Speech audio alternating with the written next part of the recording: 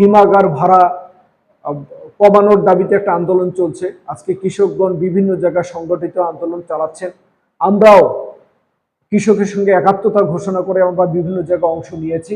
ইতিমধ্যেই আমাদের জেলা প্রশাসক মহোদয়ের সঙ্গে আমাদের একাধিকবার মিটিং হয়েছে। আগামীকালকে আমাদের আলোচনা যৌথভাবে হিমাগার মালিকগণ এবং আলু চাষি ব্যবসায়ী বিন্দু সহ আমাদের যৌথ আলোচনা হবার কথা। আমরা আশাবাদ ব্যক্ত করি যেন আমরা এখানে সুষ্ঠু সমাধানে আসতে পারি। আমরা ইতিমধ্যেই জেলা প্রশাসক মহোদয়কে আমরা অবগত করেছি যে আমাদের উত্তরবঙ্গে আমাদের রংপুর অঞ্চলে শিল্প কলকারখানা কম। আমরা শিল্প কারখানার বিরোধী না, আমরা চাই যেন কৃষক ন্যায্য মূল্যে ন্যায্য ভাড়া দিয়ে তাদের কৃষক পণ্যটা হিমাগারে রাখতে পারে। সেই হিমাগারের ভাড়া অন্যান্য জেলার তুলনায় আমাদের রংপুরে অনেক বেশি।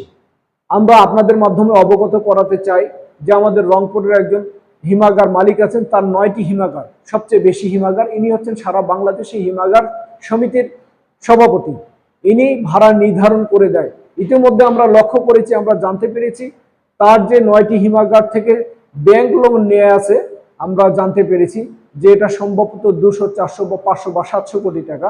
এটার যে ইন্টারেস্ট, এই ইন্টারেস্টটা সহ আজকে সেটা আলু ভাড়ার উপরে সেটা নির্ধারণ করে কৃষকের মাছ থেকে আদায় করার চেষ্টা করছে। এক জেলায় 300 টাকা, এক জেলায় 500 টাকা, এক জেলায় 250 টাকা, এক জেলায় আর 450 টাকা। কখনোই হতে পারে না। আমরা এগুলো নিয়ে আলোচনা চালাচ্ছি। দোয়া করবেন আমরা যেন সুস্থ সমাধানে আসতে পারি। পাশাপাশি আরো কিছু পণ্য, ভুট্টা বা তামাক সহ কিছু নিত্য পণ্যের কিছু পণ্যের দাম কম। তো আলুর দাম কম, এটা কিছু কারণে আমাদের না বোঝার কারণে এটা হয়ে থাকে। কারণ আমরা জনসাধারণ যখন যেটা আমাদের পিছনে লেগে যায় তখন আমরা বুঝে না বুঝে এটা করি। বাংলাদেশের যে পরিমাণ প্রয়োজন তার চেয়ে বেশি আমরা উৎপাদন করে ফেলি, নানা কারণে আমাদের সম্মুখীন হতে হয়। কিন্তু বর্তমান যে আন্দোলন চলছে এটা হচ্ছে যে ভাড়া কমানোর আন্দোলন। আমরা আশাবাদ ব্যক্ত করছি যে আগামীকালকে আমাদের একটা জেলা প্রশাসক মহোদয়ের সঙ্গে আমাদের হিমাগার মালিক সমিতি এবং চাষী কল্যাণ সমিতি, ব্যবসায়ী সমিতি, আমাদের যৌথ সভা আছে। সে আলোচনায় আমরা একটা সুষ্ঠু সমাধানে আসতে পারব।